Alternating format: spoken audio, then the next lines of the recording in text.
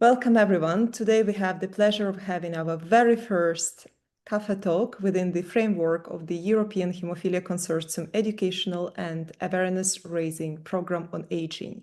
It's my great pleasure to welcome to the virtual roundtable today Miguel Crato, EHC President, Olivia Romero, EHC CEO, and William McKeown, EHC Steering Committee member, geriatrician by profession, and advocate for healthy aging.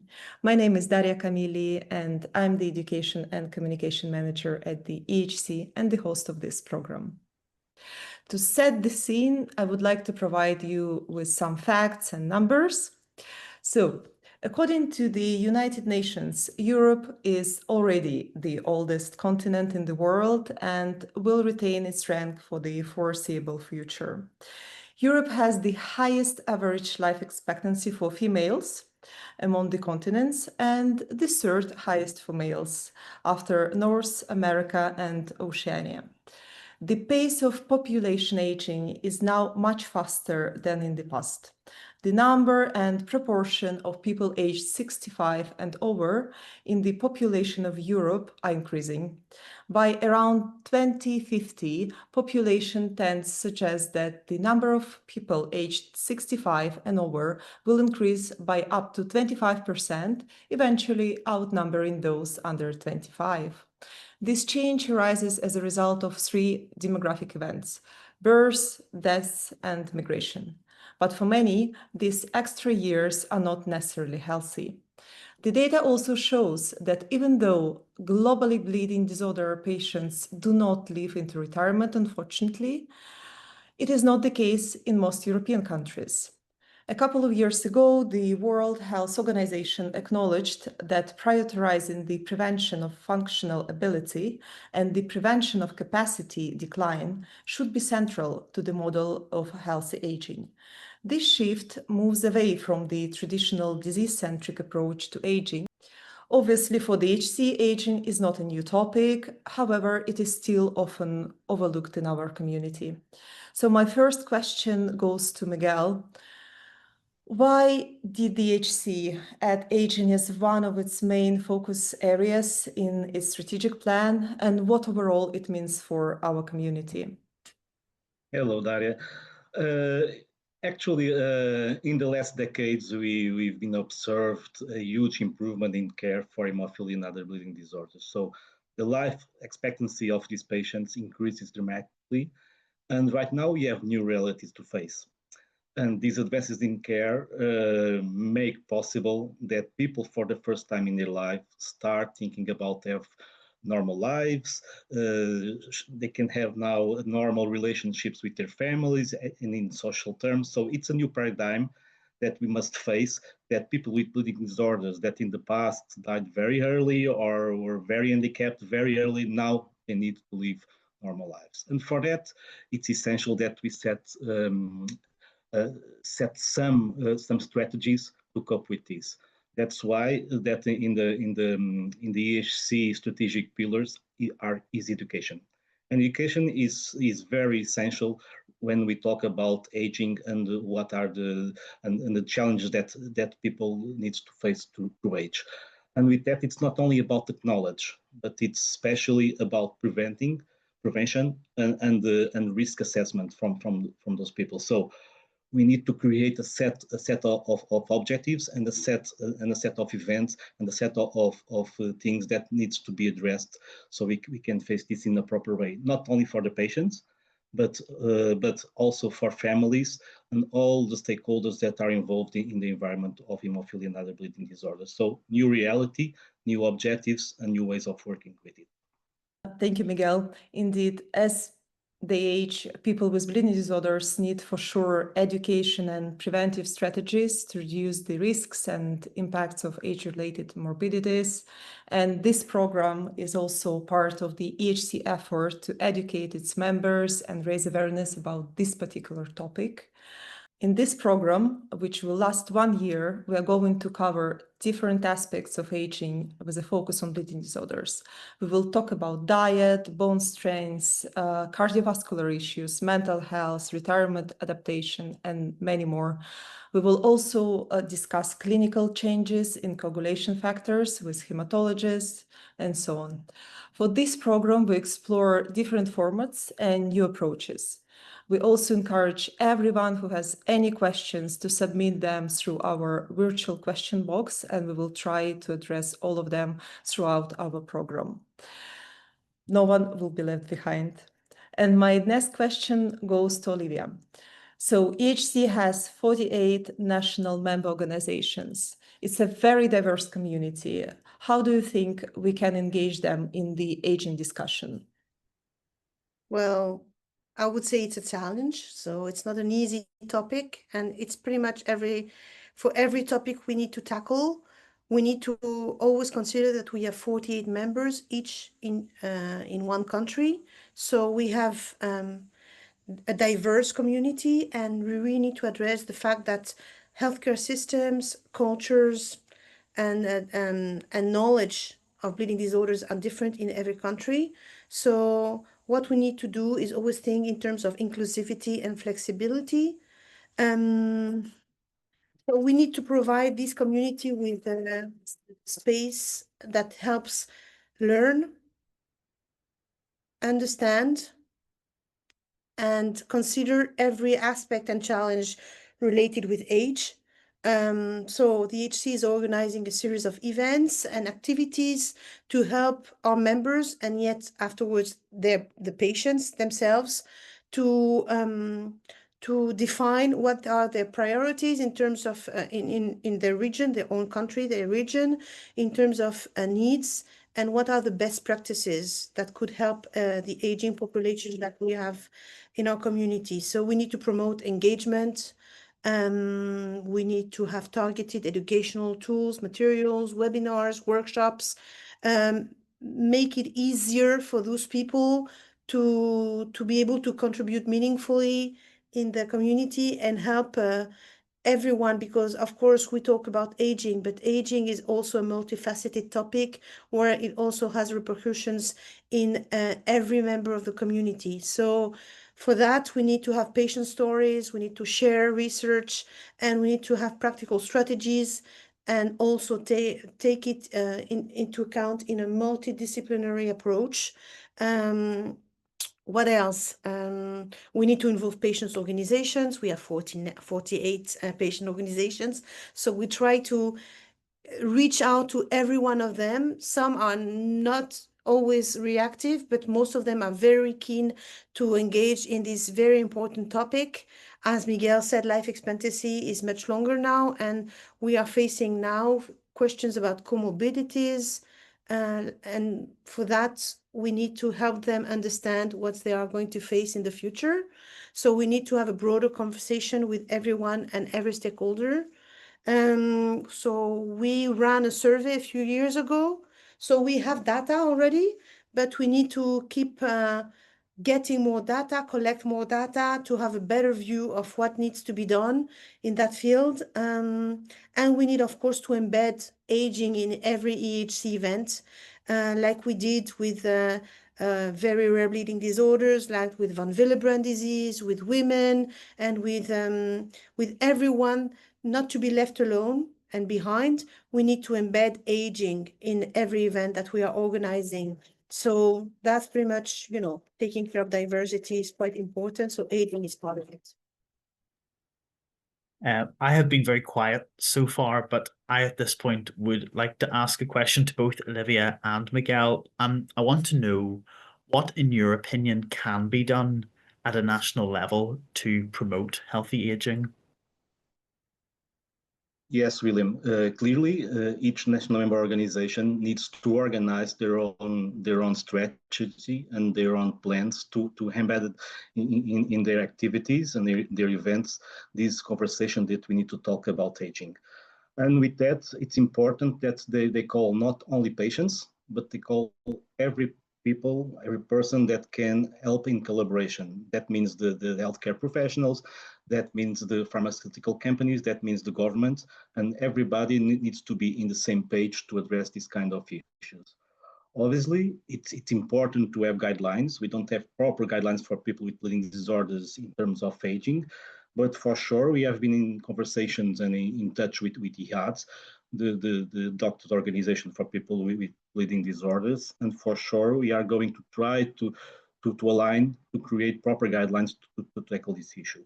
But obviously, what I consider is important, William, is that at the national level, we have multidisciplinary care and multidisciplinary teams that can address these issues. Don't you agree? Perhaps you can add something about that, how important it is, and what are the challenges? Yeah, I think you made an excellent point, because we know that hemophilia is best treated with a multidisciplinary approach, and that's very clear in the third version of the WFH guidelines. We also know older people and complications of aging are also best treated by multidisciplinary approaches. So for older people with bleeding disorders, it's the only way to go forward. We have to define what we mean by multidisciplinary care. So often we approach multidisciplinary care with a real lack of ambition. If we have a doctor, a nurse, and a physiotherapy, we've achieved multidisciplinary care. And I actually don't think that's correct. Actually, multidisciplinary care is much broader than that. It is a team of healthcare professionals that can provide truly holistic care for all of the needs and problems that an older person might face. So, for example, an older person may have issues with malnutrition. Do they have a dietitian? An older person might have an issue with their hearing. Do they have an audiologist? An older person may struggle to swallow their food. Do they have a speech and language therapist they can access? So we need to make sure that we have proper multidisciplinary teams that can meet all the needs of older people with bleeding disorders. Now, I think there is a debate to be had about, do all of those people need to be employed directly by haemophilia treatment centres? I don't think that is necessarily the case, but we do need to make sure that our haemophilia treatment centres have links with all of these professionals, and that there are, for example, speech and language therapists or audiologists that are familiar with bleeding disorders and to whom we can direct people with bleeding disorders who face these complications of aging. So I want to pass over to Olivia now. Olivia, what do you think can be done at the national level to promote healthy aging? National level for me starts also at European level. As the EHC CEO, I have to think as an umbrella organization. I would think that in order to shape policy, in order to help national level patient advocates, and then of course health authorities and regulators decide, is that we need to collect data. We need to collect data, include data related with aging in our registries. It's not only quality of life average, it's also mobility issues, long-term treatment outcomes, comorbidities, all those things that would help define policy and probably allocate or reallocate resources accordingly. So in order for us as EHC to be impactful at national level, we also need to think data collection. So hopefully we'll run a survey very shortly, and we will have a chance to get more data so we can help raise awareness at national level also. We will eventually conduct awareness campaigns at national level too, so we can help and accompany those people aging with comorbidities and special needs with bleeding disorders, and make sure that they get the best service from their local authorities. But for that, the EHC needs to support the whole community itself before going at national level, and help and empower our NMOs to do so.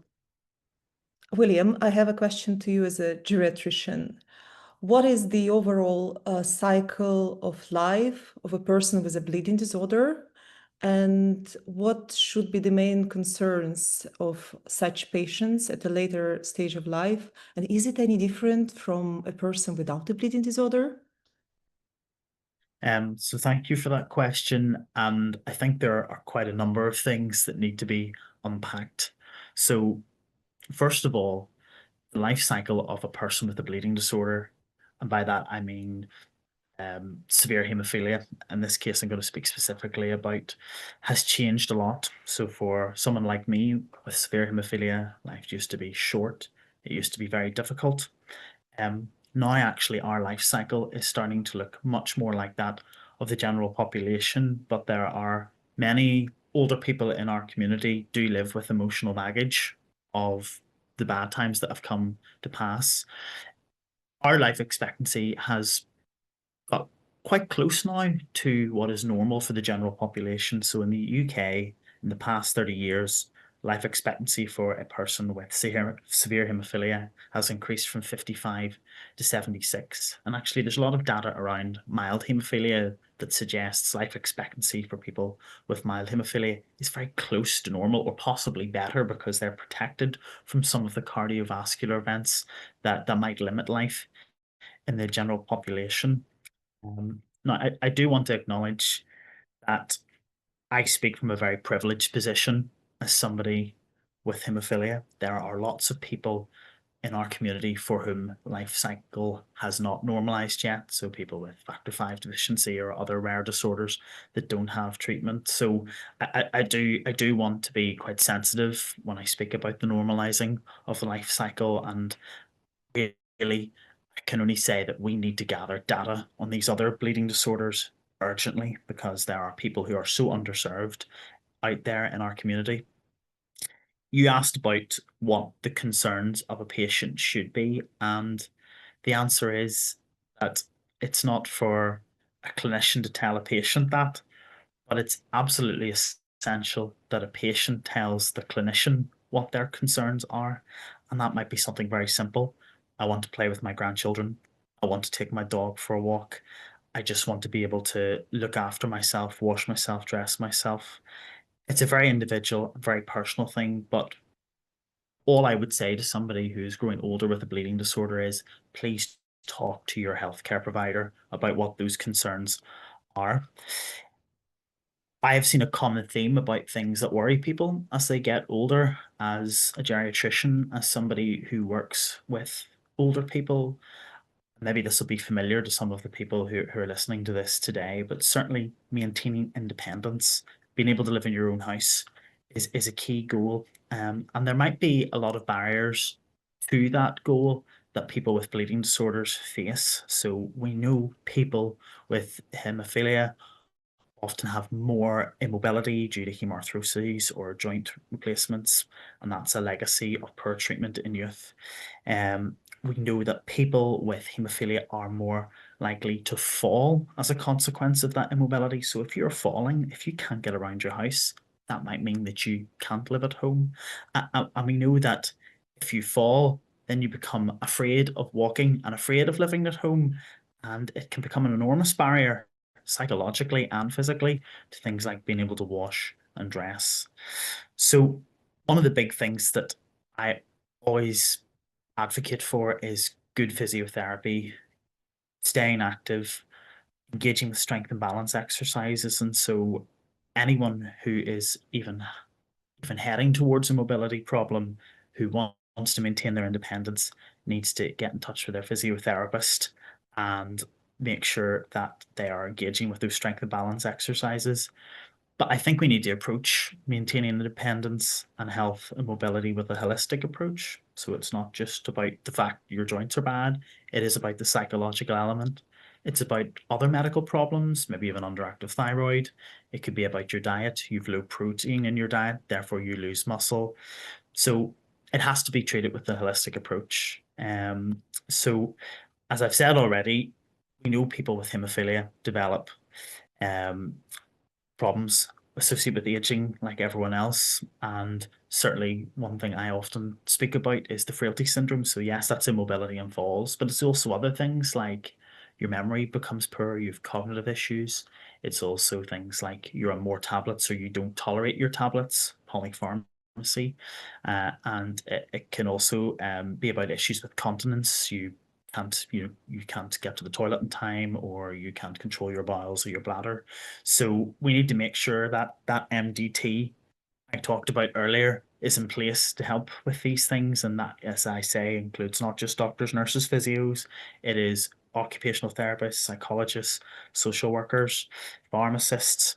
That's not an exclusive list, but it goes on. So I think to conclude, I think we can end on a positive note by saying that the future is brighter for many, but not for all bleeding disorders yet. And that's why we need organisations like the EHC who can continue to advocate and elevate the voice of people in that position. And even though we've made a lot of progress, I don't think people with haemophilia are totally normal yet. We still do face problems. We still face disparity. We still face inequity, and we have to speak out against that. But look, we are not powerless to intervene and improve the lives of older people with bleeding disorders. And I do think with proper multidisciplinary care, people with bleeding disorders can age successfully. Thank you so much. Thank you. And I want to go back to Miguel and then Olivia and wrapping up probably again with William for the very last message to our audience to wrap up this very interesting conversation. I think the most important message is that we are a very diverse community.